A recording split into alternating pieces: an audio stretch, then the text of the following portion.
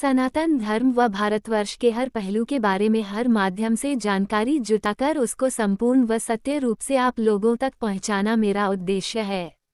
यदि किसी भी विषय में मुझसे किसी भी प्रकार की कोई त्रुटि हो तो कृपया इस लेख के नीचे टिप्पणी कर मुझे अवगत करें। और दोस्तों, बहुत विद्वानों का अपना अपना तर्क है और नीचे अपना तर्क बताया है। यदि आपको ठीक लगे तो सही, नहीं तो आप अपने तर्क से सोचें। भीष्म पितामह स्टोरी। भीष्म अथवा भीष्म पितामह महाभारत के सबसे महत्वपूर्ण पात्रों में से एक क्षत्रिय राजा थे। भीष्म महाराजा शांतनु के पुत्र थे। महाराज शांतनु की पटरानी गंगा की कोख से उत्पन्न हुए थे। उनका मूल नाम देवव्रत था। भीष्म ने अपने पिता शांतनु का सत्यवती से विवाह करवाने के लिए आजीवन ब्रह्मचर्य का पालन करने की भीषण प्रतिज्ञा की थी। अपने पिता के लिए इस तरह की पितृभक्ति देख उनके पिता ने उन्हें इच्छा मृत्यु का वरदान दिया था। इनके दूसरे नाम गांगेय, शांतनव, नदीज, तालकेतु आदि हैं। देवव्रत। गंगा अपने पुत्र देवव्रत को उसके पिता शांतनु को सौंपते हुए। हिंदू पौराणिक कथाओं के पात्र नाम। देवव्रत जन्म माघ कृष्ण पक्ष की नौमिन्य नाम। भीष्म, गंगा पुत्र, पितामह। संदर्भ ग्रंथ महाभारत, श्रीमद् भगवद गीता, पुराण। जन्म स्थल हस्तिनापुर। व्यवसाय क्षत्रिय। इन्हें अपनी उस भीष्म प्रतिज्ञा के लिए भी सर्वाधिक जाना जाता है जिसके कारण इन्होंने राजा बन सकने के बावजूद आजीवन हस्तिनापुर के सिंहासन के संरक्षक की भूमिका निभाई। इन्होंने आजीवन विवाह नहीं किया व ब्रह्मचारी रहे। इसी प्रतिज्ञा का पालन करते हुए महाभारत में उन्होंने कौरवों की तरफ से युद्ध में भाग लिया था। इन्हें इच्छा मृत्यु का वरदान था। ये कौरवों के पहले प्रधान सेनापति थे, जो सर्वाधिक 10 दिनों तक कौरवों के प्रधान सेनापति रहे थे। कहा जाता है कि द्रौपदी ने शरशय्या पर लेटे हुए भीष्म पितामह से पूछा कि उनकी आंखों के सामने चीरहरण हो रहा था और वे चुप रहे।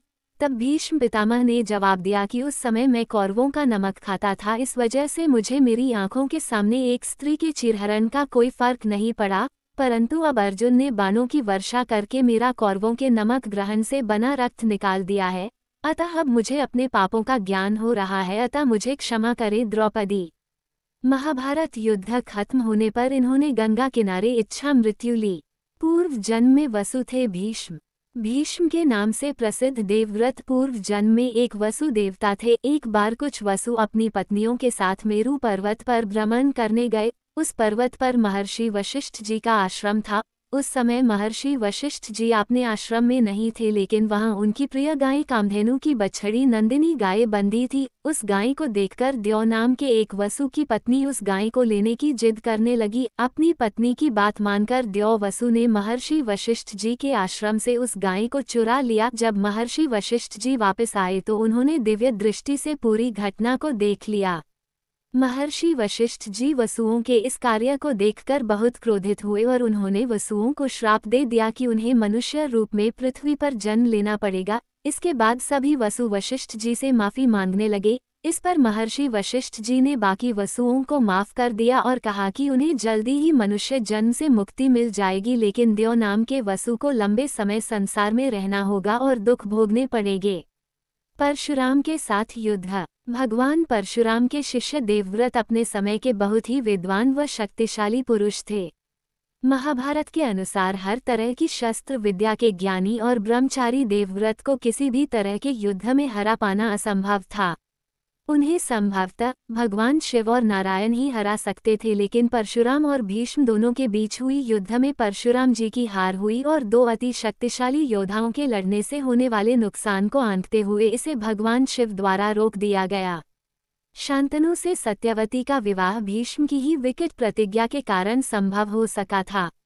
भीष्म ने आजीवन ब्रह्मचारी रहने और गद्दी न लेने का वचन दिया और सत्यवती के दोनों पुत्रों को राज्य देकर उनकी बराबर रक्षा करते रहे। दोनों के निसंतान रहने पर उनके विधवाओं की रक्षा भीष्म ने की। परशुराम से युद्ध किया, उग्रायुध का वध किया। फिर सत्यवती के पूर्व पुत्र कृष्ण द्वैपायन द्वारा उन दोनों की पत्नियों से पांडु एवं धृतराष्ट्र का जन्म कराया।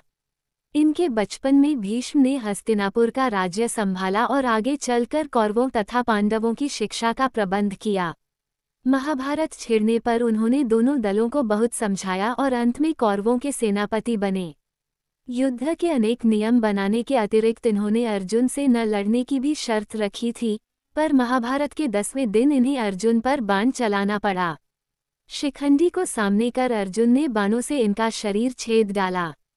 बाणों की शैया पर 58 दिन तक पड़े पड़े इन्होंने अनेक उपदेश दिए। अपनी तपस्या और त्याग के ही कारण ये अब तक भीष्म पितामह कहलाते हैं। इन्हें ही सबसे पहले तर्पण तथा जलदान दिया जाता है। थैंक यू मेरा वीडियो को देखने के लिए।